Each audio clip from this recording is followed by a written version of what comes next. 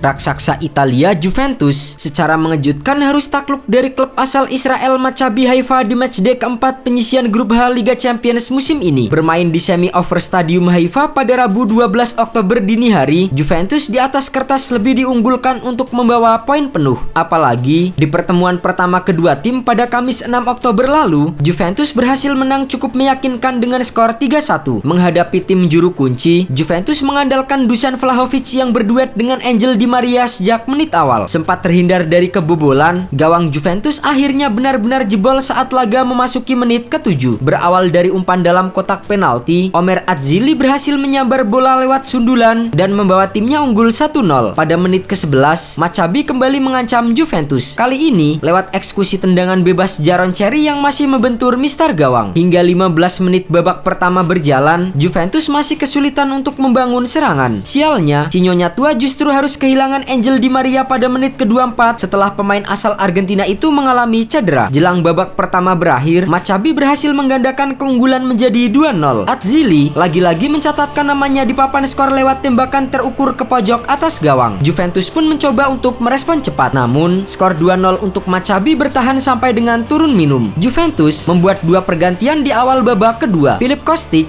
dimasukkan dengan menarik Weston McKennie, sementara Manuel Locatelli dimainkan untuk menggantikan Leandro Paredes. Pergantian tersebut cukup memberikan pengaruh pada 10 menit awal babak kedua. Namun, hingga pertandingan berakhir, Juventus tetap tak mampu untuk menciptakan gol. Kekalahan 0-2 di kandang Haifa telah memperpanjang catatan buruk Juventus di musim ini. Melansir laman resmi UEFA, hasil itu memperkecil peluang Juventus melaju ke babak 16 besar Liga Champions 2022-2023 karena mereka masih tertahan di posisi ketiga dengan 3 poin dari 4 laga. Sementara Benfica dan Paris Saint-Germain berada di atas Juventus dengan 7 poin dan masih menyisakan 3 laga. Di sisi lain, Maccabi Haifa masih berada di dasar klasemen dengan 3 poin. Klub asal Israel itu kalah selisih gol dari Juventus. Meski begitu, sang pelatih Massimiliano Allegri yang terus menjadi sorotan karena hanya mampu memetik 2 kemenangan dalam 9 pertandingan terakhir, justru masih mendapatkan dukungan penuh dari Presiden Juventus Andrea Agnelli. Beberapa waktu belakangan, penggemar Juventus sudah mulai muak dengan kepemimpinan Allegri dan menuntut sang pelatih untuk segera dipecat. Akan tetapi, Agnelli merasa krisis yang mereka alami bukanlah kesalahan dari Allegri. Kini, Allegri sendiri juga sudah berkata tidak akan meninggalkan jabatannya. Saya tidak akan mundur, itu sudah mutlak. Karena sekarang ini menjadi tantangan. Kalau lebih sulit begini, rasanya jadi lebih indah. Sampai awal November, Bianconeri masih harus menghadapi beberapa laga krusial. Laga tersebut akan mempertaruhkan nasib mereka di kancah domestik dan Eropa. Sebelum dipermalukan Maccabi Haifa, Juventus juga takluk dari rival mereka AC Milan dengan skor yang sama. Belum lagi, Juventus juga harus melakoni 2 laga wajib menang melawan Benfica dan PSG jika mereka ingin melaju ke babak 16 besar. Sejauh ini, Juventus hanya bisa duduk di peringkat ke-8 Serie A. Mereka paut 10 poin dari pemimpin klasemen Napoli dan 7 poin dari peringkat 6 Udinese. Jika Allegri gagal menemukan formula yang bisa merevitalisasi performa pasukannya, finish di luar 4 besar sama sekali tidak mustahil bagi Juventus.